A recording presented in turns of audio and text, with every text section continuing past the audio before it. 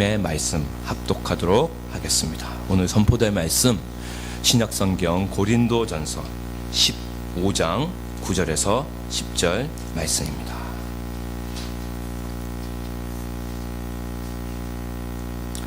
함께 하나님 말씀 받들어 올리겠습니다. 나는 사도 중에 가장 작은 자라. 나는 하나님의 교회를 박해하였으므로 사도라 칭함받기를 감당하지 못할 자니라. 그러나 내가 나된 것은 하나님의 은혜로 된 것이니 내게 주신 그의 은혜가 헛되지 아니하여 내가 모든 사도보다 더 많이 수고하였으나 내가 한 것이 아니요 오직 나와 함께 하신 하나님의 은혜로라. 아멘. 자리에 착석해 주십시오. 나된 은혜, 나와 함께 하신 은혜라는 제목으로 하나님 말씀 선포가 있겠습니다.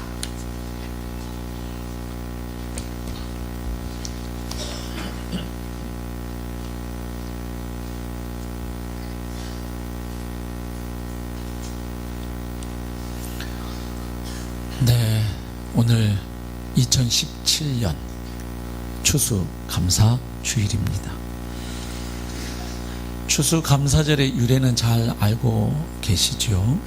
1620년 신앙의 자유를 찾아서 메이플라워 호를 타고 영국에서 신대륙으로 이주했던 청교도들이 이주 첫 해에는 많은 어려움을 겪었죠. 그 혹독한 추위와 질병으로 인해서 많은 사람들이 목숨을 잃는 아픔을 겪었습니다. 하지만 이듬해인 1621년 정착지에서 드디어 첫 추수를 마치게 됩니다. 그래서 그것을 기념해서 하나님께 감사 예배를 올려드리고 그리고 잔치를 연대해서 비롯된 것이 추수감사절입니다. 그때 청교도들은 그들에게 도움을 주었던 원주민들, 인디언들이죠. 초청해서 이 옥수수 등의 곡식을 같이 나누고 또 그 야생 칠면조 등의 음식을 함께 나누어 먹었죠. 그래서 지금도 추수감사절에는 그 칠면조 고기를 먹는 풍습이 그래서 아직까지 남아 있죠. 결국 이제 추수감사절은 수확의 기쁨, 추수의 기쁨을 허락하신 하나님께 감사드리고 그 기쁨을 사람들과 더불어 함께 누리고 또 나누던 절기임을 알 수 있습니다. 하지만 오늘날 우리는 그런 고전적인 의미에서의 추수감사절 예배를 드리고 있다 이렇게 보기는 조금 어려움이 있겠습니다. 왜냐하면 오늘 도시에서 살아가는 우리들은 대부분 농사를 짓고 있지 않습니다. 그래서 그 농작물의 추수와 수확으로 인해서 하나님께 감사 예배를 드린다고 보기는 어렵겠습니다. 그 대신에 우리는 하나님의 은혜로 한 해 동안 살아왔음을 감사하는 것이죠. 그리고 하나님의 은혜로 새롭게 주어진 것들, 그래서 우리가 받은 것들 혹은 누리고 있는 것들을 생각해 보면서 그것을 허락하신 하나님께 감사를 표하는 것이죠. 그래서 하나님이 한 해 동안도 신실하게 베풀어 주신 은혜를 생각하고 헤아려 보면서 감사하는 절기가 바로 이제 추수감사절이 되겠습니다. 그래서 성도님들께 좀 여쭙고 싶습니다. 2017년 한 해를 돌아볼 때 특별히 감사하고픈 제목이 어떤 것들이 있으십니까? 오늘 특별히 추수감사주일인 거 알고 대부분 오셨을 텐데 예배당을 향해서 오시면서 어떤 그 감사의 이유들 또 제목들을 떠올려 보셨는지요? 어떤 분들은 많이 떠오르는 분들이 계실 거예요. 그런가 하면 또 어떤 분들은 마음이 좀 무거워진 분들도 계실 겁니다. 야, 올해는 참 유난히 힘들었다. 여전히 아직도 힘들고. 그래서 추수감사주일 예배에 가는 발걸음이 다른 해보다 2017년 올해는 좀 유난히 좀 무거운 것 같다, 힘들다, 이런 분도 교회 안에는 적지 않이 계십니다. 그래서 우리는 오늘 다시 한번 우리의 형편과 처지가 서로 다 다르지만 그럼에도 불구하고 추수감사주일을 맞아서 우리가 감사할 수밖에 없는 그 하나님의 은혜가 무엇인지를 사도 바울의 고백을 통해서 다시 한번 확인하고 오늘 감사로 하나님을 영화롭게 해드리는 저와 여러분이 되실 수 있기를 소망합니다. 예.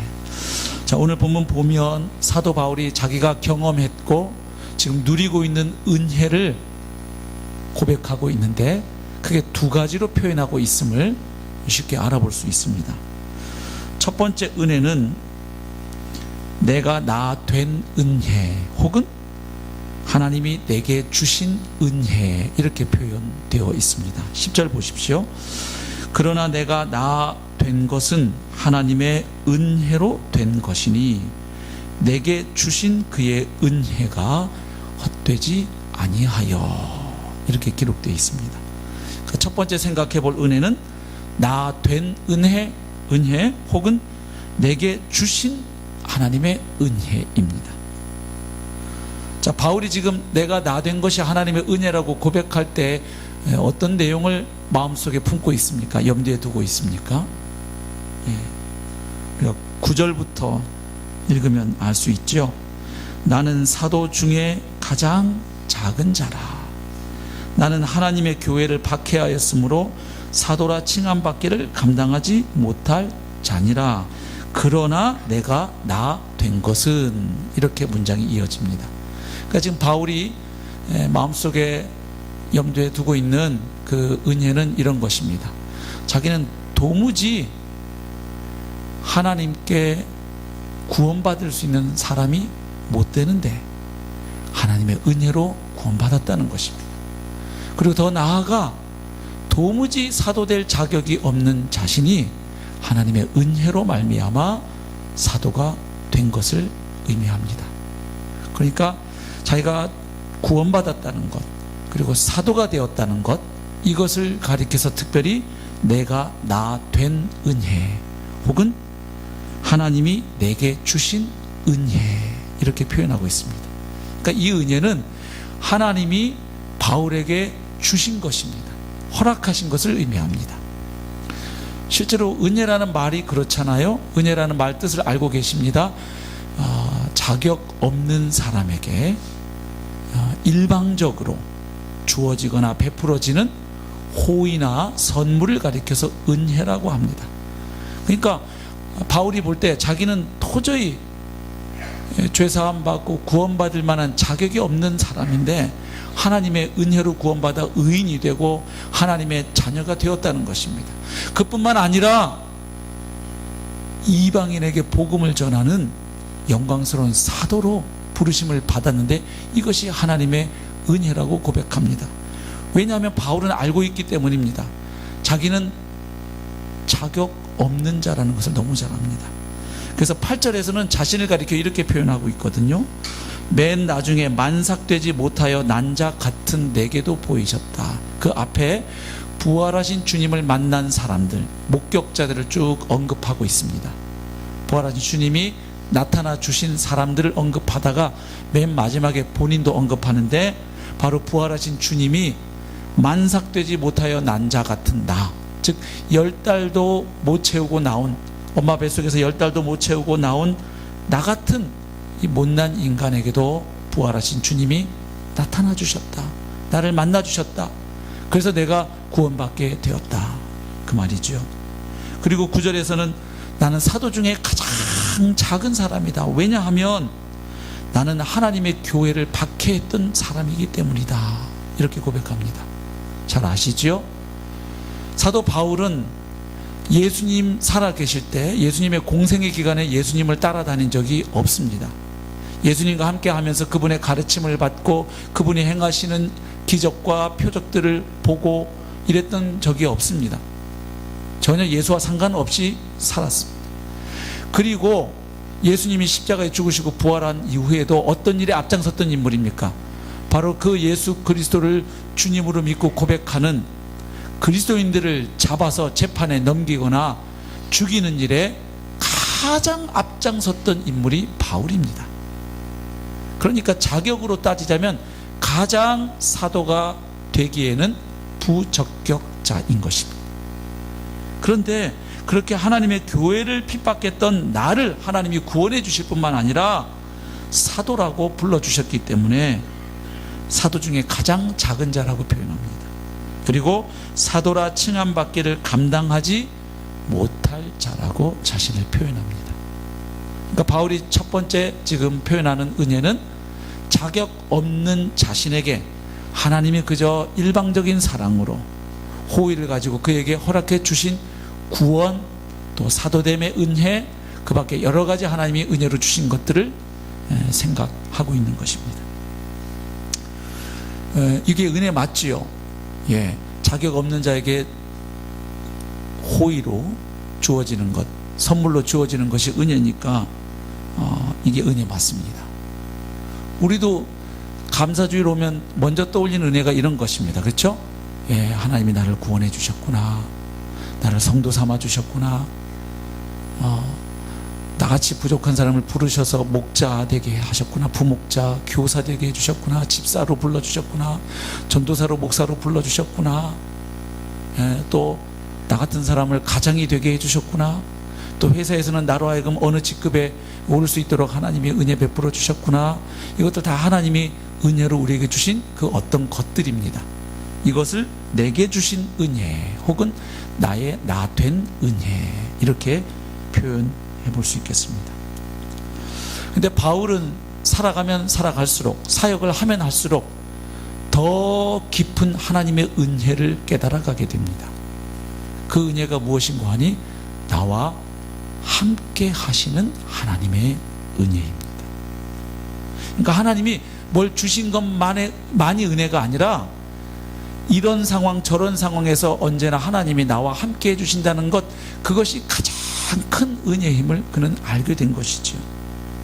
하나님이 나를 구원해 주신 것, 또 사도로 불러주신 것 뿐만 아니라 그 하나님이 주신 사도직의 소명을 감당할 수 있도록 하나님이 함께 해주신 것, 그 사도직을 잘 감당하도록 열정을 허락하시고 능력과 은사와 재능을 부으시고 함께 동역할 동역자들을 붙여주시고 필요한 재정을 허락하시고 사역의 기회를 허락하시고 닫힌 문들을 열어주시고 위험 가운데 보호해 주시고 함께 해주신 그 은혜가 참으로 크다는 사실을 그는 알게 되었습니다. 그래서 10절 보면 이렇게 고백하죠. 다시 보시겠습니다. 10절. 그러나 내가 나 된 것은 하나님의 은혜로 된 것이니 내게 주신 그의 은혜가 헛되지 아니하여. 하나님이 바울에게 주신 은혜, 그 구원의 은총과 사도직의 은혜가 헛되지 않았다는 겁니다. 그 은혜가 부어짐으로 말미암아 바울이 그 은혜에 어떻게 반응했는가 하면, 내가 모든 사도보다 더 많이 수고하였으나 내가 한 것이 아니요 오직 나와 함께 하신 하나님의 은혜로라. 예. 그러니까 하나님이 주신 은혜에 너무 감사하고 감격해서 바울은 정말 열심히 살았다는 겁니다. 그 어떤 사도도, 왜냐하면 자기는 사도 자격이 없는데 사도가 되었다는 것을 알았기에 그 은혜가 헛되지 않도록 자기가 대충 살고 사역을 엉터리로 해내면 다른 사도들이 볼 때 하나님은 왜 저런 인간을 사도로 불러주셨을까, 이렇게 보지 않겠습니까? 그래서 하나님의 은혜가 헛되지 않도록 그 어떤 사도보다 자기는 열심을 다해 사역했다는 것이에요. 치열하게 살아왔다는 것입니다. 근데 여기서 특이한 표현이 이것입니다. 보통 이렇게 되면 그 열심히 산 것은 뭐냐면 하나님의 은혜에 대한 나의 보답이라고 우리는 생각을 합니다. 하나님이 나 같은 것을 구원해 주셨고 사도로 불러주셨으니까 나는 열심히 살아야 마땅하다. 그래서 그 열심히 산 것, 내가 뭔가 해낸 일들은 하나님이 주신 은혜에 대한 반응이고 보답이라고 우리는 생각을 합니다. 근데 지금 바울은 어떻게 표현하고 있냐면, 그 은혜가 헛되지 않아서 내가 어떤 사도보다 열심히 살고 사역했는데, 그런데 그것도 역시 하나님의 은혜였다고 고백합니다. 그렇죠. 내가 모든 사도보다 더 많이 수고하였으나 내가 한 것이 아니요.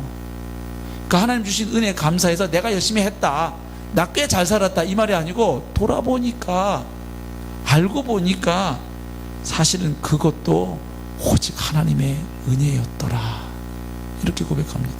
근데 어떤 은혜냐면 오직 나와 함께 하신 하나님의 은혜.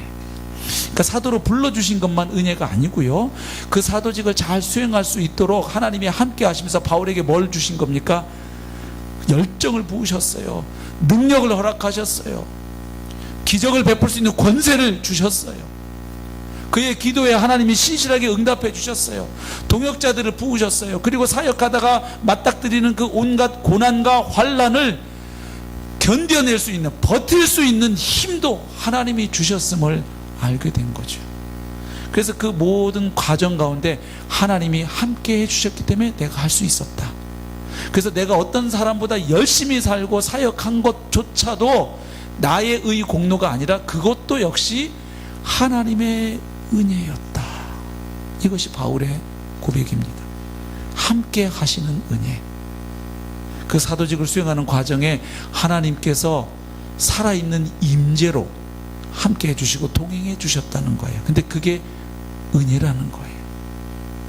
그러니까 결국 바울이 두 번째 말하고 있는 은혜는 하나님이 내게 주신 무엇이 아니고 그 모든 내 삶의 과정 가운데 함께 해 주신 하나님, 그분이 은혜였다는 거예요.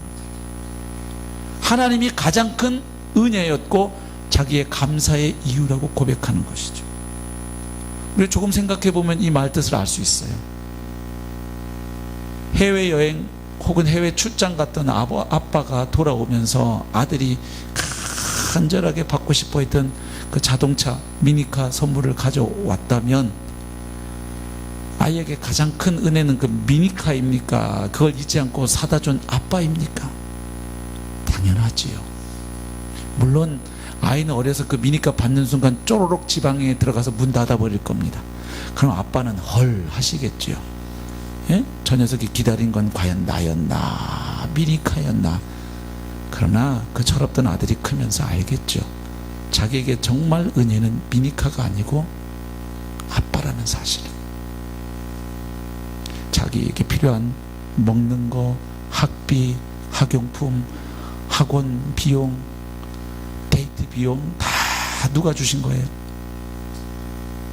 부모님으로부터 왔지요. 그게 자기하고 아빠 엄마의 관계 때문에 주어진 은혜들이지, 그것 자체가 가장 큰 본질적인 은혜가 아님을 알게 되잖아요. 아, 이것들은 다 저분들이 나의 아빠 엄마여서 내게 보너스로 주어진 것들이었구나. 내게 가장 큰 은혜는 아빠 엄마 그분들 자신이구나. 이걸 아이들이 커가면 알게 되지요. 그래서 바울이 고백하는 거예요. 내가 어떤 사도보다 열심히 치열하게 살았지만 그것도 내 의, 내 공로가 아니고 그조차도 하나님의 은혜였습니다. 왜? 하나님이 나와 함께 해 주셨습니까?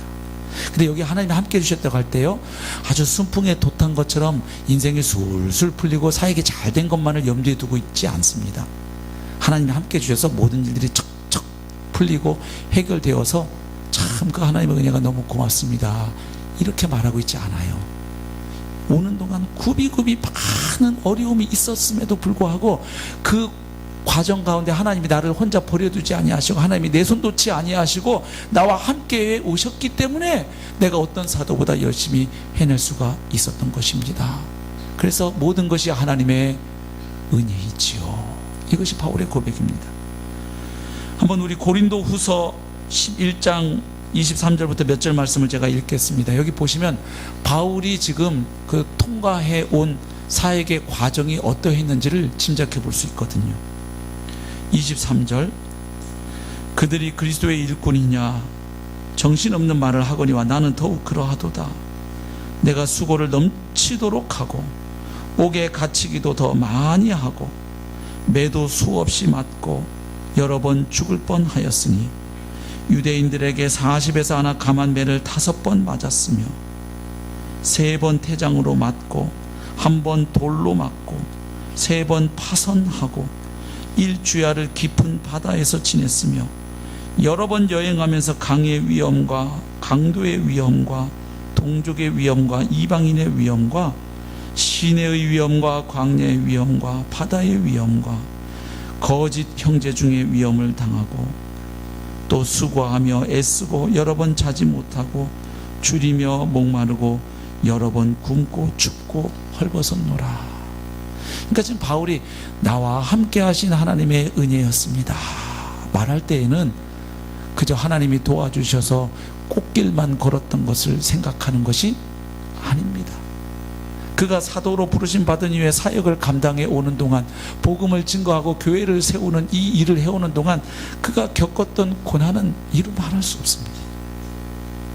그래서 지금 내가 어떤 사도보다 수고했다는 것은 너무나 많은 어려움과 고난이 있고 장애물들이 있었음에도 불구하고 내가 포기하거나 뒤로 물러나지 않고 오늘까지 그 어떤 사도보다 열심히 할 수 있었던 것이 은혜인 까닭은 그 어려움 중에 하나님이 내 손을 놓지 않으셨다. 하나님이 나와 함께 해주셨다. 그래서 내가 한 것이 아니다. 나를 붙잡아 주시고 함께 해주시고 격려해 주시고 용기를 불어넣어 주시고 필요할 때 사람도 붙이시고 돈도 허락하시고 팀을 허락하신 그 하나님의 은혜, 용기를 주신 하나님의 은혜. 복음성가 가운데 그런 찬송이 있나 봐요. 뭐 은혜 아니면 안 된다 이런 고백을 하다가 견디고 버티게 하시네 뭐 이런 가사가 있는 거 아시나요? 예, 저희 집에 있는 여자분 두 분이 이 노래를 그렇게 요즘 무한반복해서 힘든가 봐요. 견디고 버티게 하시네. 그래서 누가 저렇게 힘들게 하나 하다가 내가 힘들게 하나. 예, 학교에서 힘든지 기숙사에서 힘든지 하여튼 막 두 여자분이 견디고 버티게 하시네. 그 구간을 아주 이렇게 무한반복을 해서 제가 지금 가사 다 모르는데요. 그 부분이 지금 남아있어요.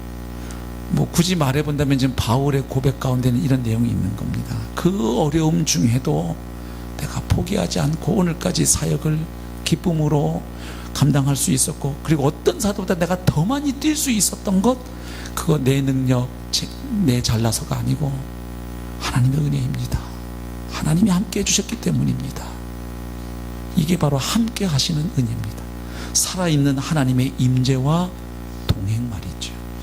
그래서 오늘 추수감사주일날 저와 성도 여러분이 함께 생각해 볼 은혜는, 첫 번째는 하나님이 내게 주신 은혜, 나의 나된 은혜입니다. 하나님이 내게 주셔서 올해 참 병이 나았구나, 장가를 갔구나, 시집을 갔구나, 결혼했구나, 자식들이 대학에 들어갔구나, 뭐 병이 나았구나, 집을 샀구나. 예, 모르겠어요. 성도님들 중에 주식 투자하는 분이 계신지 안 계신지 제가 모르는데, 또 산 주식이 많이 값이 혹시 오르셨나요? 네. 그 살 여유가 있으면 좋겠죠. 그죠? 예. 예. 뭐가 됐든 간에 하나님이 주신 거, 예, 내게 주신 은혜죠. 내게 또 어떤 직분을 주셨나요? 새롭게 목자로 불러주셨고, 부목자로, 교사로, 아니면 또 직장에서 새로운 어떤 직책을 받으셨나요? 다 하나님이 내게 주신 은혜죠. 그 은혜 생각해 보면서 오늘 감사드리는 거 마땅할 것입니다. 하지만 오늘 더 한 가지 은혜가 있습니다. 나와 함께 하시는 은혜. 2017년 유난히 그 어떤 해보다 힘겹게 살아온 성도님들이 계세요. 저희 교회에 지금도 통과하고 있는 분들이 있어요. 사랑하는 가족이 한치 앞을 내다볼 수 없는 중병에 걸려서 중환자실에서 지금 하루하루 초조하게 시간 보내는 분들이 있고요. 어제 남목자 모임에서도 기도 제목 받아보니까 회사에서 억울하게 모함을 당해서 일은 위에 상사가 다 저질러 놨는데 그 책임은 본인이 져야 되는 어려움 때문에 기도하며 하나님의 은혜를 구하는 제목들, 여러 가지 제목들을, 예, 모임에서도 듣고 저에게 카톡으로 문자로 주신 분들도 있고 보면, 예, 그냥 이 추수감사주일을 맞는 마음이, 그 마음의 온도가 다 똑같지 않구나. 예, 너무너무 힘든데 이거 추수감사헌금 해야 되나 말아야 되나 고민된 분도 계실 것 같아요. 또 마지못해 하면서 이거 무슨 세금 내는 것처럼 하신 분도 계실지 모르겠어요. 한 분도 없기를 바랍니다. 예. 그래서 오늘 우리가 좀 생각했으면 좋겠어요. 2017년 오늘까지 오는 동안 하나님이 꽃길 가운데도 함께 해주셨고, 참 어려운 굽이 그 길 오는 동안에도 하나님이 내 손 잡아주셨구나, 함께 해주셨구나. 그리고 너무 내가 힘들어서 자빠지려고 하니까 옆에 지체들을 허락하셔서 그들의 어깨를 내게 내어주게 하셔서 여기까지 버텨오게 하셨구나. 하나님 은혜죠. 은혜죠. 그러니까 참 바울은 모든 것이 하나님 은혜임을 알았죠. 내가 이렇게 열심히 섬기고 노력할 수 있었던 것도 은혜니까요. 그래서 바울이 은혜로 주어진 것이라고 얘기하는 것들을 성경 구절 읽어보면 거의 우리 신앙생활의 전부임을 알 수 있어요. 우선 바울은 우리의 구원이 은혜로 주어졌다고 선포하죠. 에베소서 2장 8절 너희는 그 은혜에 의하여 믿음으로 말미암아 구원을 받았으니 이것은 너희에게서 난 것이 아니요 하나님의 선물이라. 또 로마서 3장 23, 24절 모든 사람이 죄를 범하였음에 하나님의 영광에 이르지 못하더니 그리스도 예수 안에 있는 속량으로 말미암아 하나님의 은혜로 값 없이 의롭다 하심을 얻은 자 되었느니라. 아멘. 우리의 구원이 은혜로 주어진 것임을 믿습니다. 내가 잘나서 의롭고 거룩해서 교회 봉사 많이 해서 헌금 많이 해서 구제 많이 하고 기부 많이 해서 구원받은 분 이 가운데 한 분도 없지요. 오로지 예수 그리스도의 십자가 대속의 은혜로 나타난 그 공로 때문에 오직 은혜로 오직 믿음으로 구원받은 줄로 믿습니다. 또 우리가 하나님 나라에서 하게 되는 어떤 일을 위해서 주시는 직분도 그것도 내가 잘나서가 아니라 은혜임을 바울은 알았어요. 에베소서 3장 7절 이 복음을 위하여 그의 능력이 역사하시는 대로 내게 주신 하나님의 은혜의 선물을 따라 내가 일꾼이 되었노라. 그러니까 바울은 알아요. 내가 일꾼 된 것도 내가 자격이 있어서 내가 잘나서가 아니라 뭐로? 하나님의 은혜의 선물을 따라서 내가 일꾼이 되었다. 그러니까 그걸 우리에게 적용하면 내가 목자 된 거, 부목자, 교사 된 거, 목사 된 거, 전도사 된 거, 집사 된 거 다 하나님의 은혜인 줄로 믿습니다. 또 사역을 할 수 있었던 것도 은혜입니다. 고린도후서 1장 12절 보면 바울이 이렇게 선언하지요. 우리가 세상에서 특별히 너희에 대하여 하나님의 거룩함과 진실함으로 행하되 육체의 지혜로 하지 아니하고 하나님의 은혜로 행함은 우리 양심이 증언하는 바니. 그러니까 하나님이 주신 사역을 감당하고 그 소명을 감당하되 그것을 육체의 지혜로 하지 않고 하나님의 은혜로 행했다는 것입니다. 그러니까 어떤 일을 행할 수 있었던 것도 다 하나님의 은혜였음을 고백합니다. 그래서 우리 신앙생활은 은혜로 시작해서 은혜로 가는 것입니다. 예. 그래서 바울은 이 은혜의 길에서 이탈할 조짐이 보이면 아주 강하게 질책하지요. 특별히 갈라디아에서 많이 읽을 수 있지 않습니까? 너희들 왜 잘 가더니 은혜에서 이탈하려고 하느냐? 예, 책망하지요. 시 150편 가운데 특별히 감사의 시라는 표제가 붙은 시가 있습니다. 그것이 시 100편입니다. 그런데 이 시도 읽어보시면 그 감사의 이유를 제시하는데 오늘 우리가 살펴본 사도 바울의 고백과 거의 유사한 것을 확인할 수 있습니다. 한번 보시겠습니다. 시 100편 보시면 그 위에 감사의 시, 예, 딱 제목이 붙어 있어요. 예, 히브리어로 보면 미즈모르 레토다, 예, 딱 감사의 시라는 제목이 아예 딱 붙어 있는 시입니다. 두 연으로 되어 있는데 패턴이 똑같아요. 먼저 감사하라, 찬양하라 요청하고 그 다음 그렇게 감사하고 찬양해야 할 이유를 제시하는 두 번에 걸쳐서 같은 패턴입니다. 한번 보시겠습니다. 1절 온 땅이여 여호와께 즐거운 찬송을 부를지어다. 기쁨으로 여호와를 섬기며 노래하면서 그 앞에 나아갈지어다. 그러니까 하나님께 감사하고 하나님 찬양합시다. 권면하고 요청합니다. 그리고 나서 3절 왜 그런지, 왜 우리가 하나님께 감사하고 찬양해야 할지 이유를 제시합니다. 여호와가 우리 하나님이신 줄 너희는 알지어다. 하나님과 우리 사이에 맺어진 특별한 관계 때문에 감사하고 찬양하라는 것입니다. 바로 천지를 창조한 하나님이 우리 하나님이시기 때문에 우리가 감사하는 것이 마땅하다. 그는 우리를 지으신 이요 우리는 그의 것이니 그의 백성이요 그의 기르시는 양이로다. 여기 백성, 양 이런 단어는 언약적 관계를 나타내는 표현이죠. 잘 아시죠? 언약이 무엇입니까? 하나님 어떤 사람들을 선택하셔서 하나님이 친히 그들의 하나님이 되어주시고 그들은 하나님의 인도와 보호와 통치와 복을 받는 하나님의 백성 삼아주시는 관계를 언약적 관계라 그래요. 그래서 그 관계 그림을 여러 가지로 나타내는 것입니다. 하나님이 목자이시면 우리는 그분의 양, 그분이 군대 사령관이면 우리는 그분의 군대, 그분이 아빠 되시면 우리는 그분의 사랑받는 자녀, 그분이 신랑 되시면 우리는 그분의 신부, 이렇게 표현하거든요. 그러니까 여기 지금 우리는 그의 백성이고 그의 기르시는 양이로다, 이것은 바로 하나님과 맺어진 관계를 의미합니다. 그러니까 우리가 감사할 이유는 뭐냐? 바로 하나님이 우리와 특별한 관계를 맺고 계신다. 하나님이 우리 하나님 되시고 우리 아빠 되시고 우리 목자가 되시기에 우리는 그분을 찬양하고 그분께 감사를 드리는 게 맞다, 그 이야기죠. 4절도 보시면 감사함으로 그의 문에 들어가며 찬송함으로 그의 궁정에 들어가서 그에게 감사하며 그의 이름을 송축할지어다. 또 감사하고 송축하라고 권면합니다. 그리고 또 이유를 제시해요. 5절, 여호와는 선하시니. 왜 우리가 이렇게 해야 하는가? 여호와 하나님이 선하시기 때문이다. 그리고 그분의 선하심이 인자와 성실로 나타났기 때문이다, 이렇게 말하죠. 그의 인자하심이 영원하고 그의 성실하심이 대대에 이르리로다. 아멘. 그러니까 하나님께 감사하고 하나님을 찬양할 이유가 뭐냐면 하나님의 하나님 되심 때문이에요. 쉽게 얘기하면 하나님이 선하시고 인자하시고 성실하신 분이기에 감사합시다, 찬양합시다, 이렇게 권면하고 있죠.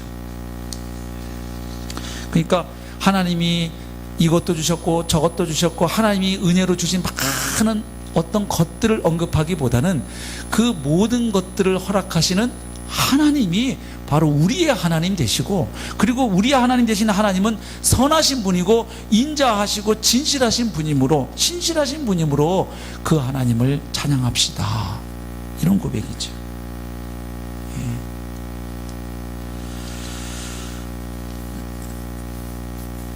제가 이 고등학생 딸이 가끔 까칠하게 대할 때, 아이고, 이렇게 마음이 들 때 늘 생각하는 한 장면이 있습니다. 그날은 특별한 날이었어요. 그날 초등학교 1학년 되는 딸을 데리고 손을 잡고 교회당에서 저 대치동 살 때 이야기입니다. 거기서 이제 교회당에서 저희 집으로 가려면 길이 오르막길입니다. 그 휘문고등학교 쪽으로 가는 길이 그 저 밑에서부터 이렇게 계속 쭉 언덕길이에요. 그 이제 딸 손을 잡고 좀 숨을 쌕쌕 거리면서 둘이 열심히 걸어가고 있는데 갑자기 딸이 저를 불러 세웠어요. 이렇게 같이 손잡고 오다가, 아빠! 왜? 아니 무슨 저 멀리 있는 것도 아니고 손잡고 가는데 뭘 이렇게 갑자기 부르면 좀 그렇잖아요. 왜? 그러고 제가 섰어요. 그랬더니 1학년밖에 안 된 이 여자아이가 뜸을 잠깐 들여요. 궁금하게시리 말이죠. 그랬더니 한마디를 했어요. 아빠, 나는 아빠가 내 아빠인 게 너무 좋아. 헐. 울 뻔했어요. 근데 길에서 울면 너무 창피한 것 같아서 애써 태어난 척하고 딸 손을 더 꽉 잡고 올라왔어요. 제가 들어본 최고의 말이었어요. 아빠가 뭐 바래다 줘서 고마워, 간식 사줘서 고마워, 뭐 많이 있겠죠? 놀아줘서 고마워, 뭐 학교 보내줘서 고마워, 급식, 그때는 급식비 냈던 거 냈나 안 냈나? 하여튼 뭐 만약 냈다면 급식비도 잘 내줘서 밥 안 굶게 해줘서 고마워, 많이 있겠죠. 안 때려서 고마워, 뭐 많이 있겠죠.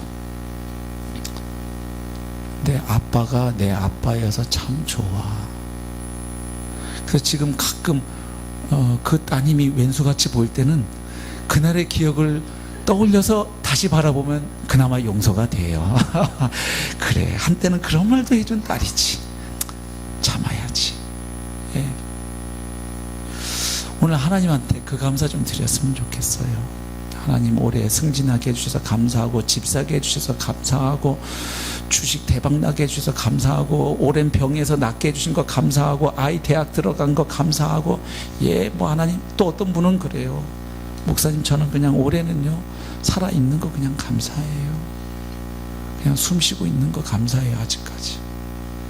그런 마음이, 깊은 감동도 오면서 목사 마음이 참 그때는 좀 어려워요. 그 짧은 한 문장 안에 그 분이 하고 싶은 많은 이야기가 들어있기 때문이에요. 근데 그걸 애써 안 하시는 거죠. 그 안에 그냥 농축시켜서 목사에게 한마디 딱 하시는 거죠. 예.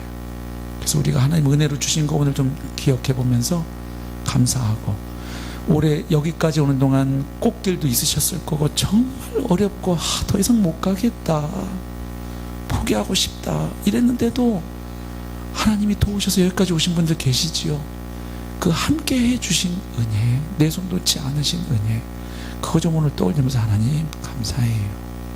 하나님이 제 아빠여서 좋습니다. 그래서 제가 비록 이 세상에서 이렇게 힘들게 살아도 결국 하나님이 내 아빠시니까 그 영원한 하나님 나라에서 제가 영원토록 하나님과 함께 기뻐하고 그 영생을 누릴 자녀로 제가 선택받았다는 것, 이거 너무 확실하니까 하나님, 제가 이 힘든 중에도 하나님이 저의 아빠 되신다는 사실만으로도 오늘 제가 좀 감사하고 싶습니다. 그 고백으로 아버지의 마음을 기쁘시게 해드렸으면 좋겠습니다. 예, 말씀을 맺겠습니다.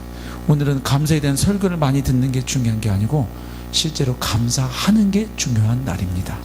우리 같이 찬양하겠습니다.